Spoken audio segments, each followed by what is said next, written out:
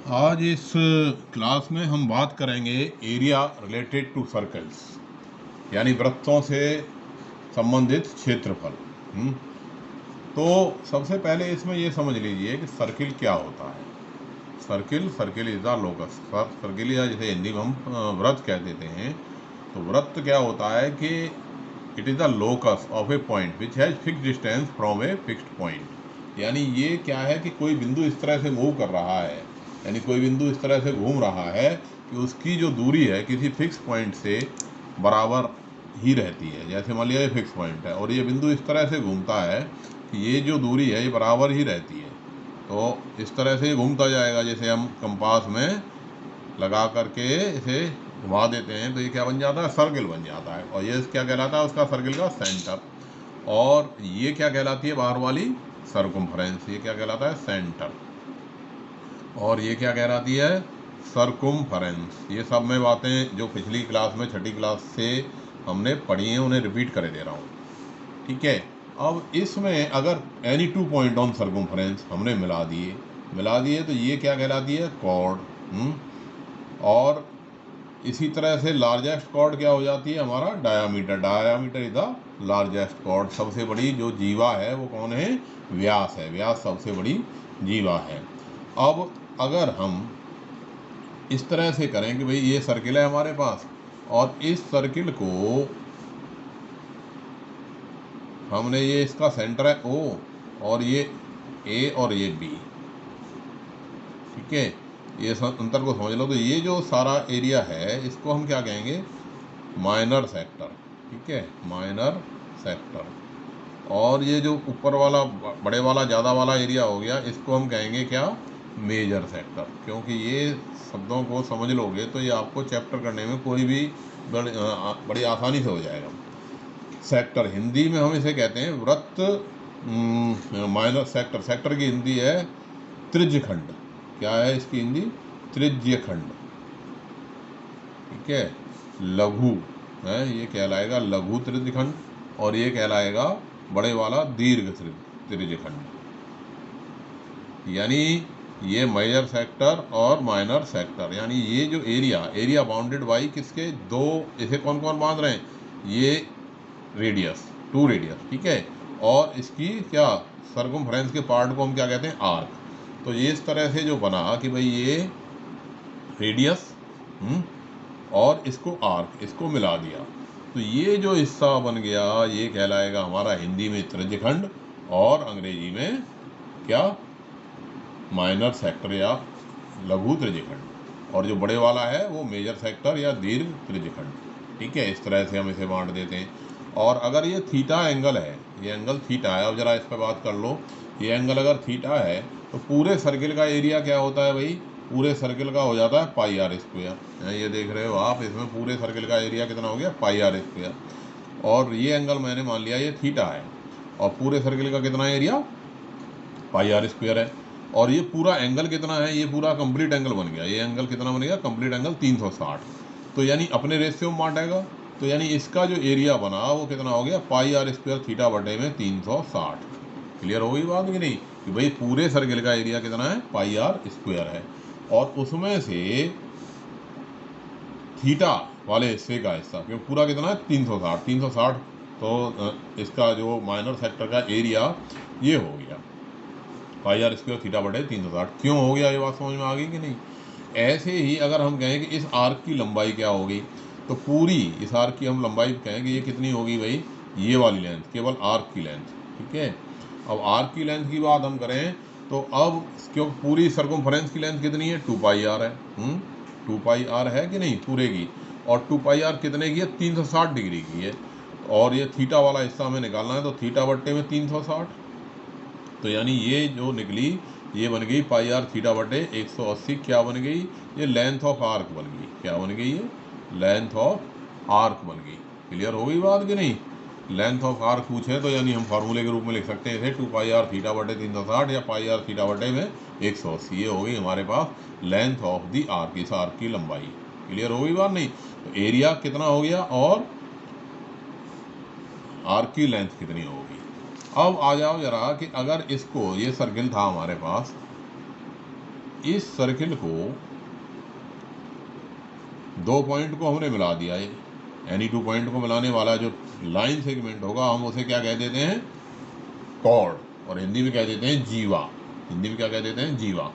और ये जो हिस्सा बना, अब इसने भी 2 हिस्सों में बांटा इसको, जैसे अभी 2 इसको रेडियस ने बांट रही थी, इसी तरह से ये इसको 2 हिस्सों में बांट रहे हैं। अब ये जो 2 हिस्से बने, इसको हम कहेंगे, पहले वाले हिस्से को, इसका सेंटर मान लिया यहाँ कहीं O है। अब ये 2 हिस्से इसने कर दिए, एक ऊपर एक नीचे, या ऐसे भी हो सकती थी, मान लिया कोई ज़रूरी नहीं ऊपर नीचे, ऐसे भी हो सकता है, ऐसे भी कह सकते हो कि भाई ये है और आपने ये भी ऐसे खींच दी ये CD। तो ये हिस्सा जो है एक हो गया और ये हिस्सा दूसरा हो गया मेजर है। तो अब इसको कहेंगे माइनर सेगमेंट। क्या कहेंगे इसे, माइनर सेगमेंट। और हिंदी में इसे कह देते हैं लघु वृत्तखंड। क्या कह देते हैं इसे, लघु वृत्तखंड। और ये जो बड़े वाला बचा, इधर का हिस्सा जो बचा, ये कहलाएगा मेजर सेक्टर, मेजर सेगमेंट। ये हिस्सा कहलाएगा मेजर सेगमेंट। क्लियर हुई बात नहीं? और इसे हिंदी में कह देंगे दीर्घ वृत्तखंड, दीर्घ वृत्तखंड। ठीक है। अब इसका एरिया हमें निकालना हो, भाई माइनर सेगमेंट का हमें एरिया निकालना है, तो अगर हम इसे मिला दें, ऐसे मिला दिया हमने, O से AB को मिला दिया, तो ये क्या बन गया, ये बन गया सेक्टर। ये पूरा का पूरा एरिया सेक्टर बन गया। तो यानी लघु वृत्तखंड का जो एरिया बना है, माइनर सेगमेंट का जो एरिया बना, वो क्या हो गया, area of sector. Area of sector में से आप क्या घटाओगे, एरिया ऑफ सेक्टर में से एरिया ऑफ ट्रायंगल AOB आप जब घटा दोगे तो आपके पास क्या आ जाएगा, एरिया ऑफ माइनर सेगमेंट आ जाएगा। और मेजर सेगमेंट का निकालना है तो पाई आर स्क्वायर में से, वाली इसमें से पूरा का एरिया कितना है, पाई आर स्क्वायर, और पाई आर स्क्वायर में से ये एरिया हमने माइनस कर दिया, तो हमारे पास क्या बच गया, ये मेजर सेक्टर का है। तो area of major sector, area of major segment, major segment का जो एरिया आएगा वो area of circle, area of circle में से क्या घटा दोगे, area of minor segment, minus area of minor segment. Minor segment के एरिया को घटाने पर हमें ये मिल जाएगा। तो इस तरह से हम निकाल देते हैं इन चीज़ों को। अब जरा इसी बात को हमने थोड़ा लिखने की कोशिश करी है कि भाई पाई, अब इसमें आपको ध्यान होगा कि एरिया रिलेटेड टू सर्किल्स, पाई की वैल्यू क्या होती है, C/D। हमने पढ़ाया है उसमें, रेशनल नंबर वाली क्लास में आपने सुना होगा, 9th वाली में वीडियो में, 10th वाली में भी। पाई क्या होता है, C/D। Pi is the ratio of circumference and diameter, और on calculating we get it a non terminating non recurring decimal है। और इसकी जो अप्रोक्सीमेट वैल्यू होती है वो 22/7 होती है, 22/7 होती है अप्रोक्सीमेट वैल्यू। तो यानी C = पाई × D हो गया, और D क्या है, 2R है, तो ये 2πr हो गया। ठीक है, ये बात आ गई कौन सी, कि भाई ये एरिया, वो सर्कमफ्रेंस ऑफ दी सर्किल। अब हम बात करें एरिया की, मान लिया हमने इसको छोटे छोटे सेक्टर्स में बांट दिया, अभी जो बात बताई थी इसमें हमने इसके सेक्टर बना दिए, बहुत सारे छोटे छोटे सेक्टर बना दिए, और जैसे एक को अब 2 के साथ उल्टा इस तरह से रख दिया, तो ये हमें क्या मिल गया, ये चीज़ हमारे पास क्या हो गई, ये लगभग हमारे पास एक रेक्टेंगल की शेप हो गई। और इस रेक्टेंगल की शेप में ये जो चीज़ आई, ये कहाँ से आई भाई, 2πr। ये जो सारी इसकी सर्कमफ्रेंस है, वो सर्कमफ्रेंस का आधा हिस्सा इधर आ गया और आधा हिस्सा इधर आ गया, यानी इस रेक्टेंगल की जो लेंथ बनी वो क्या बन गई, πr। और हाइट कितनी बनी, r, क्योंकि ये बहुत छोटे छोटे हमने काट दिए, तो इसकी जो ऊंचाई होगी वो कितनी होगी, इसकी जो चौड़ाई होगी वो रेडियस के बराबर हो जाएगी। इनको सर ऐसे ट्रायंगल्स को आप काट करके लगा करके देख सकते हो, तो बहुत छोटे छोटे काटोगे तो वो इस शेप में ले लेंगे। तो जो एरिया ऑफ सर्किल आया वो कितना आ गया, πr × में r है। πr × में r कहाँ से आ गया, समझ आ गई बात कि कहाँ से आया है formula, πr²। Area of circle πr² क्यों आया, ये बात सबके समझ में आ गई होगी। और सेक्टर क्या होता है, सेगमेंट क्या होता है, मेजर सेक्टर, माइनर सेक्टर, ये सब आपकी समझ में आ गया होगा। ऐसे ही पाई की जो वैल्यू है, हम यहाँ 10th क्लास में 22/7 लेंगे अगर नहीं दे रखी तो, या 3.14 दे रखी है तो 3.14 ले लेंगे। अब मैं जो बात बता रहा था अभी कि जो पाई की वैल्यू होती है, पाई की वैल्यू जैसे हम ये करते हैं तो जो आर्यभट्ट जी ने कैलकुलेट की थी, आर्यभट्ट जिनका हम बहुत नाम लेते हैं, पाई हैं, आर्यभट्ट जो हमारे महान गणितज्ञ थे, उन्होंने जो पाई की वैल्यू कैलकुलेट की थी वो 62832 अपॉन में 20,000 ये कैलकुलेट करी थी।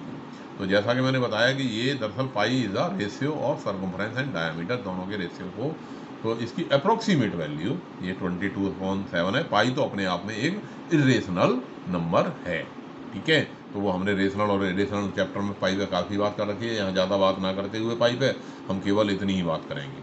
अब एरिया रिलेटेड टू सर्किल्स, तो जो है ये कॉन्सेप्ट आपकी समझ में आ गई होगी, कॉर्ड और जो है इससे रिलेटेड। हाँ, एक बात और बता दूं कि ये जो एरिया ऑफ सेगमेंट जब निकालते हैं तो इसमें हमारे पास ज़्यादातर दो ही केस हैं। जब हमें जैसे मान लिया ये हमारे पास सर्किल है, ठीक है, इस सर्किल में ये ओ इसका सेंटर हो गया, ए बी मान लिया मेरी ये कॉर्ड हो गई, और ये मेरे पास क्या आ गया, माइनर सेगमेंट आ गया। अब इस माइनर सेगमेंट का एरिया हमें निकालना है, तो एरिया ऑफ ये एंगल मान लिया हमारे पास थीटा है, तो एरिया ऑफ माइनर सेगमेंट क्या बनेगा फॉर्मूला भाई, ये area of sector, area of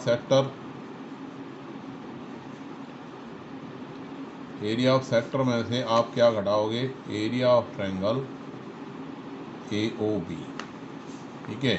तो एरिया ऑफ सेक्टर में तो कोई प्रॉब्लम है नहीं, पाई आर स्क्वायर थीटा बटे 360 मैंने बता ही रखा है कैसे आ गया, पाई आर स्क्वायर थीटा बटे 360 आ गया है। और इसमें ये जो एरिया ऑफ ट्रायंगल AOB में भाई ये साइड आपकी आर है, ये आर है, तो एक ये फार्मूला होता है r square sine theta upon में 2, ये आपके 11th-12th में भी काफ़ी काम आ जाता है, क्योंकि ये क्या है, ये आइसोसेलेस ट्रायंगल बनेगा। OAB हमेशा क्या बनेगा, क्योंकि OA और OB दोनों क्या होंगी, रेडियस होंगी, तो ये आइसोसेलेस ट्रायंगल बनेगा, और इसका जो एरिया होगा वो r square sine theta upon 2 होगा। और हमारे पास ज़्यादातर 10th लेवल पर दो ही तरह के केस हैं कि एक तो जिनमें थीटा जो है ये आइसोसेलेस ट्रायंगल बन जाए, आइसोसेलेस ट्रायंगल का एरिया क्या हो जाता है, आर स्क्वायर √3/4 बन जाएगा, है, क्योंकि इसमें तीनों ही साइड आर हो गई। और एक अगर राइट ट्रायंगल बना आइसोसेलेस का, तो इक्विलेटरल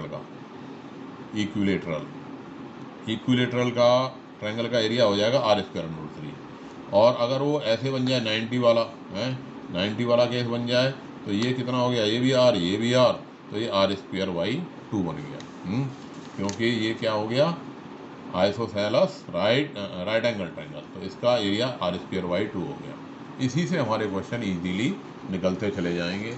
अब ज़रा आ जाओ एक्सरसाइज 12.1 पे, और बड़ी इजी सी एक्सरसाइज है, छोटे छोटे क्वेश्चन है, और हम इनको अभी फटाफट, अगर आपने ये बात ध्यान से सुन ली होगी तो आपकी एक्सरसाइज बिल्कुल ईजीली हो जाएगी। पहला क्वेश्चन कहता है कि radius of the two circles are 19 and 9 centimeter respectively, find the radius of the circle which has circumference equal to the sum of circumference of the two circle। यानी दो circle हैं, एक की रेडियस 19 है और दूसरे की रेडियस 9 है, तो सर्कमफ्रेंस ऑफ फर्स्ट सर्किल हो गई हमारे पास 2πr1, C1 = 2π × 19 यानी 38 पाई। इसी तरह से सर्कमफ्रेंस ऑफ सेकंड सर्किल कितनी होगी, C2 2π × R2 यानी 2π × 9 यानी 18 पाई। हिंदी में से कह देंगे पहले व्रत की त्रिज्या R1 = 19, दूसरे व्रत की त्रिज्या R2 = 9 सेंटीमीटर, और पहले व्रत की परिधि 2πr1 यानी C1 = 38 पाई, और सर्कमफ्रेंस ऑफ सेकंड सर्किल यानी दूसरे व्रत की परिधि कितनी होगी, 18 पाई। अब हमने जो थर्ड सर्किल जो है जिसकी सर्कमफ्रेंस इन दोनों के सम के बराबर है, तो वो कितनी होगी, let the circumference of the third circle हमने C कह दिया, वो 2πr के बराबर लिख दिया हमने, C = 2πr है।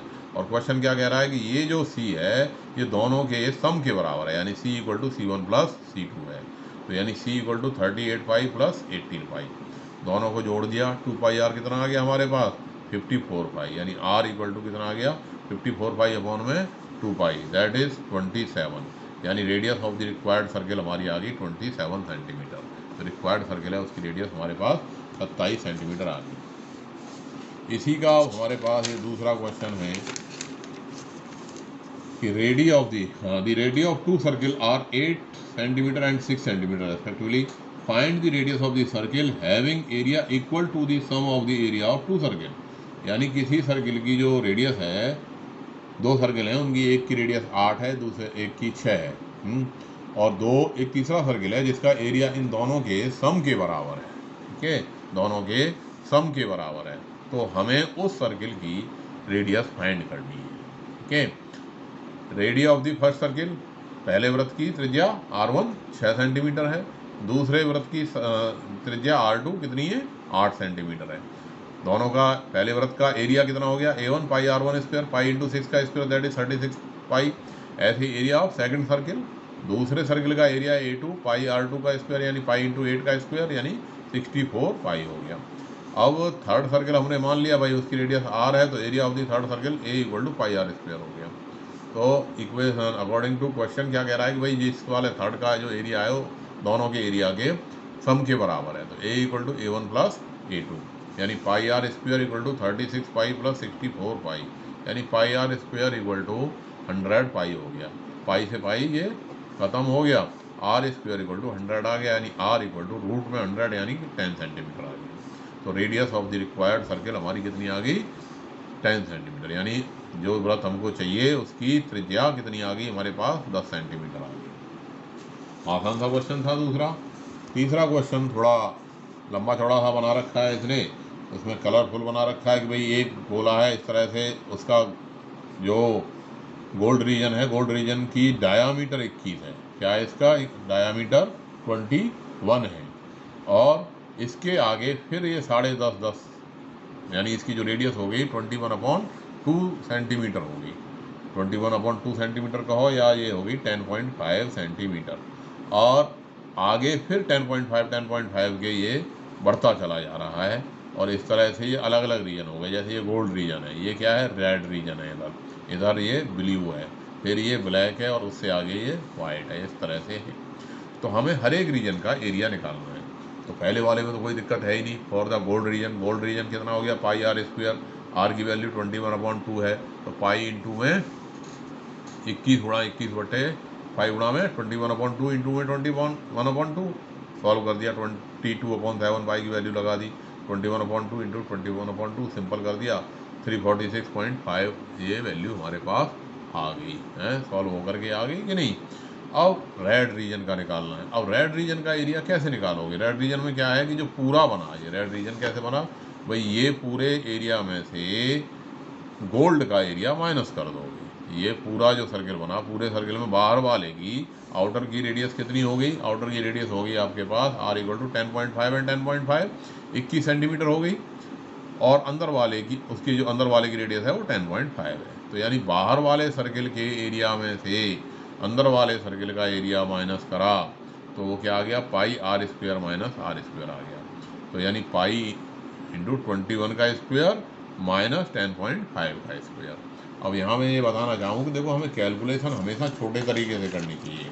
कैलकुलेशन कई बार बच्चे बहुत लंबे तरीके से कर देते हैं और सवाल लंबा हो जाता है। जैसे 22/7 आ गया, मैंने इसको r square minus r square को r plus r into r minus r लिख दिया, तो 21 प्लस 10.5 और 21 माइनस 10.5, 21 प्लस 10.5 31.5 आ गया, ये 21 में से 10.5 घटा तो क्या आ गया, 10.5 ही आ गया। अब ये आसानी से कट जाएगा, आसानी से मल्टीप्लाई हो जाएगा और आंसर आ जाएगा। कई बार बच्चे 21 का स्क्वायर करा अलग, फिर 10.5 का करा, वो लंबा हो जाता है। ऐसे ही अब नेक्स्ट जो देख रहे हो आप ब्लू रीजन में, ब्लू रीजन कहाँ हो गया कि ये यहाँ से लेकर के यहाँ तक की ब्लू रीजन, बाहर के में से रेड तक के सर्किल की जो है माइनस कर देनी है। चलो माइनस कर देते हैं भाई। और ब्लू रीजन बाहरी जो इसकी आउटर रेडियस होगी 21 प्लस 10.5 कितनी होगी, 31.5, आर कितना आ गया 21, तो area of blue region pi r square minus r square. वही फार्मूला, इसको ऐसे लिखने के बजाय pi r plus r into में r माइनस r करोगे तो कैलकुलेशन हमारी ईजी हो जाएगी। क्या आ गया 22/7, 31 प्लस 21, और ये 31.5 प्लस 21, 31.5 माइनस 21, जोड़ने पर 52.5 हो गया, और ये 10.5 हो गया।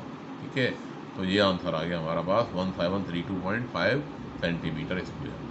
ऐसे ही अब ब्लैक में हम आगे चले गए। ब्लैक में क्या हो गया भाई, जो बाहरी सर्किल है उसकी रेडियस हो गई 31.5 प्लस 10.5 दैट इज 42, और अंदर वाले की हो गई 31.5। अब एरिया निकाल दिया, पाई आर प्लस आर इंटू में आर माइनस आर, सॉल्व कर दिया तो ये 2425.5 जो है आ गया। इसमें सॉल्व करने पे वही कैलकुलेशन करनी है, इजी इसी में रहेगा कि इसे आर प्लस आर इंटू में आर माइनस आर के जरिए करोगे तो ये इजीली आपके पास आ जाएगा। अब ऐसे ही उससे आगे क्या है, वाइड रीजन है। वाइड रीजन में कितनी होगी, बाहर वाले की 42 में 10, 42 में 10.5 और जुड़ गया तो कितनी होगी 52.5 हो गई, और अंदर वाले की कितनी रहेगी 42, और फॉर्मूला वही लगेगा, area of wide region pi r square minus r square, यानी pi r plus r into में आर माइनस आर। तो ये 52.5 प्लस 42 एंड 52.5 माइनस 42 दोनों का प्लस हो गया, कितना आ गया 94.5, और ये 10.5 ही रहेगा घटाने पर, तो 7 से कट जाना 1.5 मल्टीप्लाई कर देना है, आंसर आ जाना है। तो इसमें कोई ज़्यादा मुश्किल वाली बात नहीं है। अब ये कह रहा है नेक्स्ट क्वेश्चन 4th क्वेश्चन है हमारे पास। फोर्थ कह रहा है कि the wheels of a car are of diameter 80 centimetre each. किसी कार के जो व्हील्स हैं वो उनका डायमीटर है 80 centimetre. How many complete revolution does each wheel make in 10 minute. तो 10 मिनट में प्रत्येक पहिया कितने चक्कर लगाएगा। When the car is travelling at a speed of 66 kilometre per hour. यदि कार जो चल रही है वो 66 किलोमीटर पर आवर की स्पीड से चल रही है। क्लियर, क्वेश्चन समझ में आ गया। एक कार है और कार का जो पहिया है, पहिया जो है उसका डायामीटर 80 सेंटीमीटर है, और कार अगर 66 किलोमीटर पर आवर की स्पीड से चल रही है तो उसका जो पहिया है, पहिया जो है 10 मिनट में कुल कितने चक्कर लगाएगा।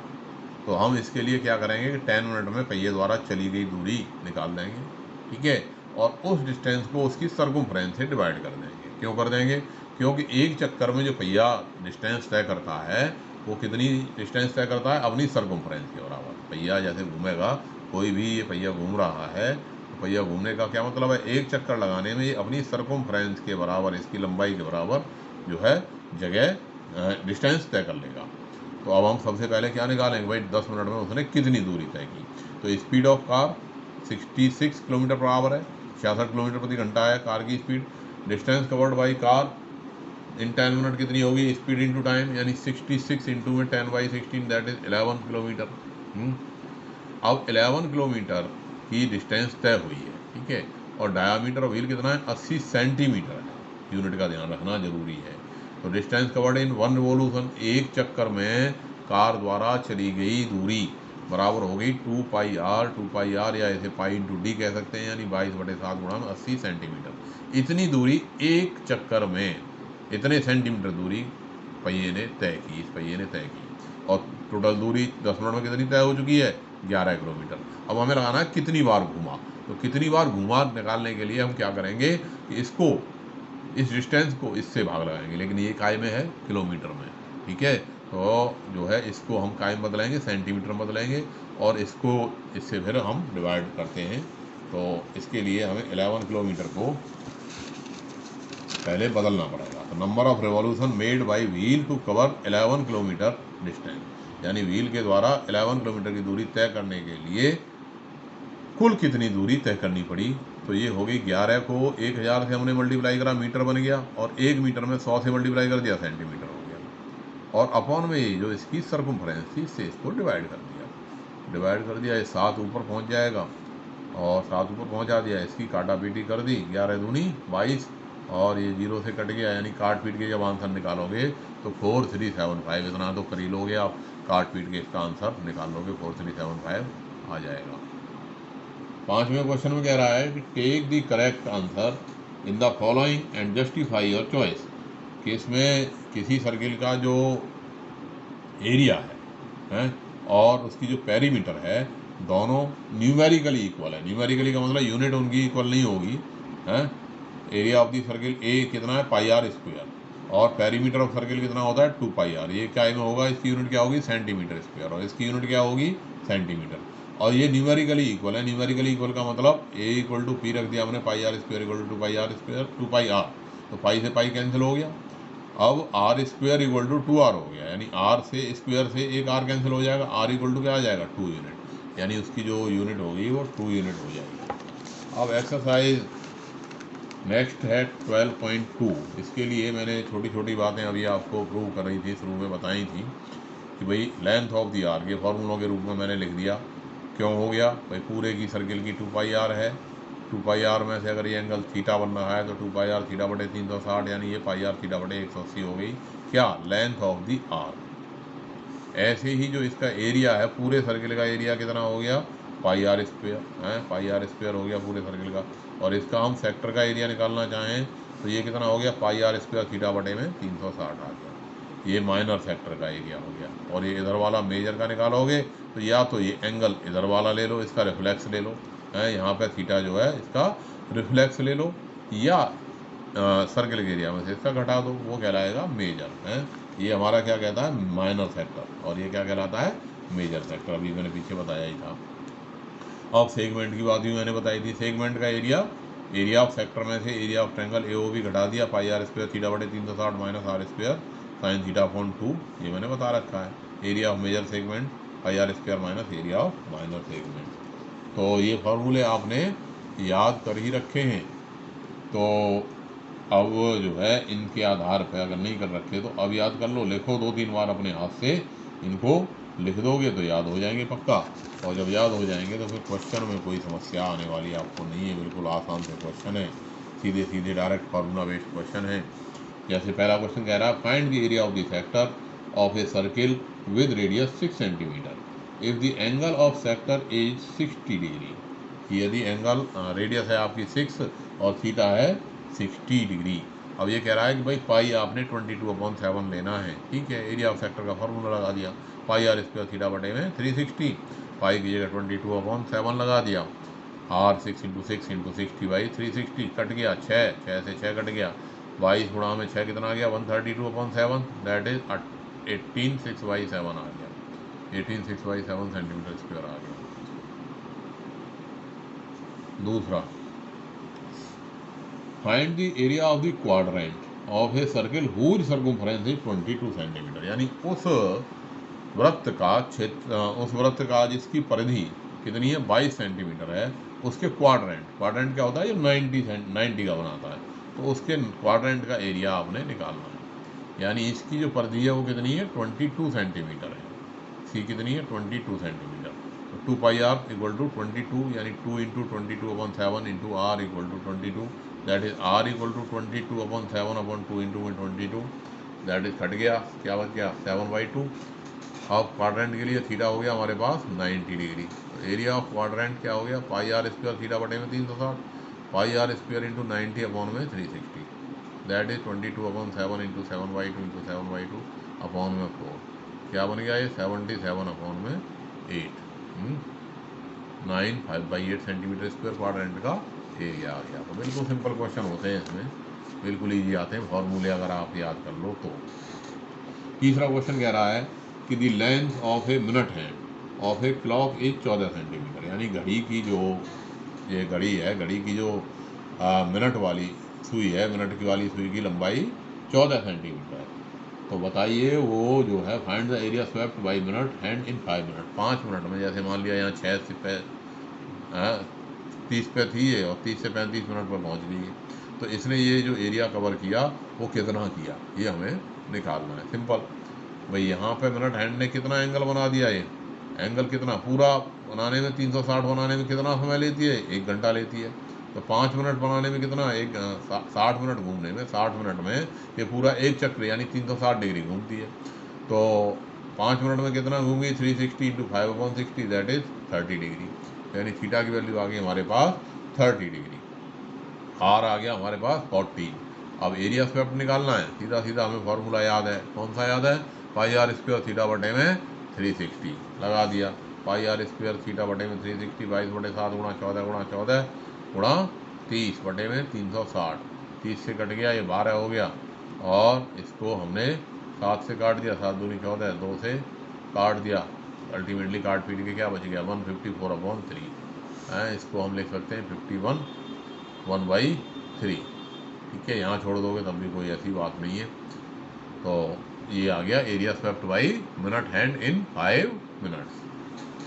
फोर्थ क्वेश्चन क्या कह रहा है, a chord of a circle of radius 10 centimetre subtends right angle at the centre. कि ये कॉर्ड है जिसकी लंबाई कितनी है 10 सेंटीमीटर है, और a chord of a circle of radius, circle की रेडियस 10 सेंटीमीटर, कॉर्ड की नहीं, सर्किल की रेडियस 10 सेंटीमीटर है, और जो है एक chord of circle of radius 10 centimetre, ये जो कॉर्ड है ये इस पे सेंटर पे 90 डिग्री का एंगल बना रही है, ठीक है ना, eight the centre. Find the corresponding minor segment और मेजर सेक्टर का एरिया को पूछ रहा है। अब इसमें माइनर सेगमेंट यानी इसका एरिया निकालना है, और मेजर सेक्टर कौन सा हुआ, ये वाला, इतना है, केवल इतना, इसका एरिया निकालना है। तो सिंपल, आर हो गया हमारे पास 10, थीटा हो गया 90। अब एरिया ऑफ माइनर सेक्टर निकालने के लिए क्या करोगे, इस सेक्टर के एरिया में से इस ट्रायंगल AOB के एरिया को माइनस कर दोगे। Area of minor segment equal to area of sector minus area of triangle OAB। तो एरिया ऑफ सेक्टर क्या हो गया, पाई आर स्क्वायर थीटा बटे 360, pi r square theta upon 360 minus area of triangle OAB। और triangle OAB हमारा कैसा triangle है, ये राइट एंगल ट्रायंगल है। तो इसका जो एरिया आया, अब इसमें यहाँ क्वेश्चन में हमें दे रखा है कि पाई की वैल्यू आप 3.14 यूज करो, तो यहाँ 22/7 नहीं लगाएंगे। ये क्वेश्चन में ज़रूर देख लो हमेशा, ये गलती भी मुझे मिलती है कई बार जब बोर्ड में कॉपी देखते हैं। तो पाई की वैल्यू जो दे रखी है उतनी लगाओ, क्यों, कैलकुलेशन उसी के हिसाब से आपकी ईजी बनेगी।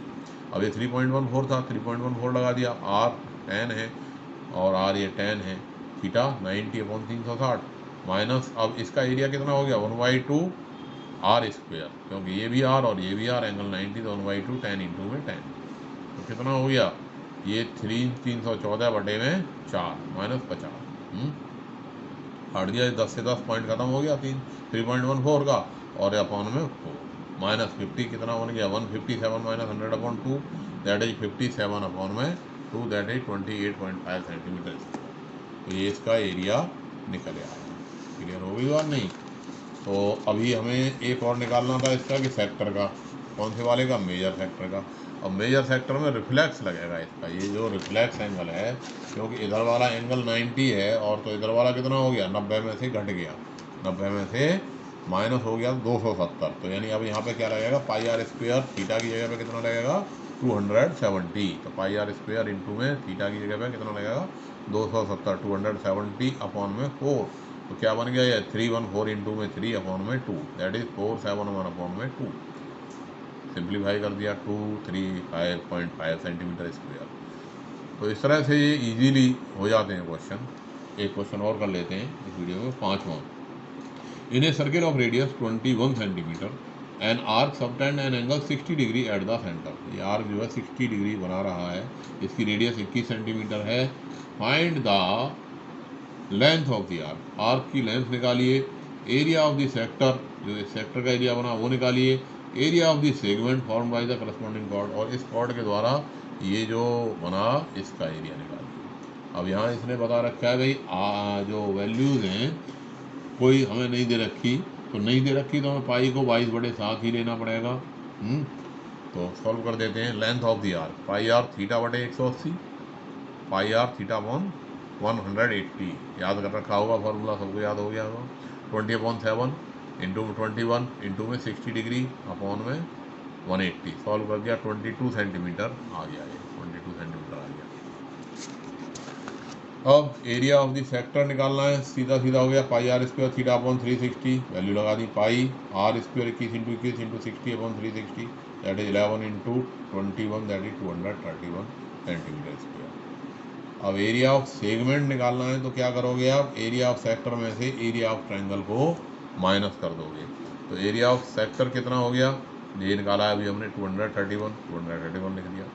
और एरिया ऑफ ट्रायंगल OAB, ये कैसा ट्रायंगल बन गया भाई हमारे पास, ये इक्विलेटरल ट्रायंगल है। इक्विलेटर क्यों 60 डिग्री है, तो ये इक्विलेटरल ट्रायंगल बन गया। इक्विलेटरल ट्रायंगल है तो अब इसका एरिया होगा आर स्क्वायर अंडर 3/4।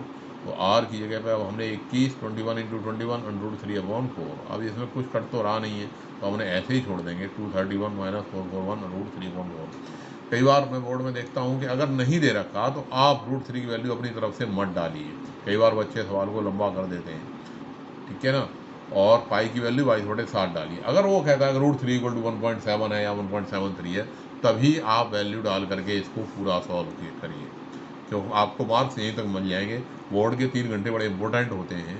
उस 3 घंटे में आपको अपने कीमती समय को बचाना है, इसमें वैल्यू आगे लगा करके उसको वेस्ट नहीं करना है। तभी करना है अगर उसमें वो वैल्यू दे रखी हो, ठीक है। तो ये बात सबके समझ में आ गई होगी। अगली वीडियो में इसके एक्सरसाइज 12.2 के अगले क्वेश्चन कराएंगे और 12.3 को कराएंगे। तब तक फॉर्मूलों का डेरिवेशन और इसको जो इसको अच्छे से समझ के आओगे। नेक्स्ट क्लास में मिलते हैं। धन्यवाद।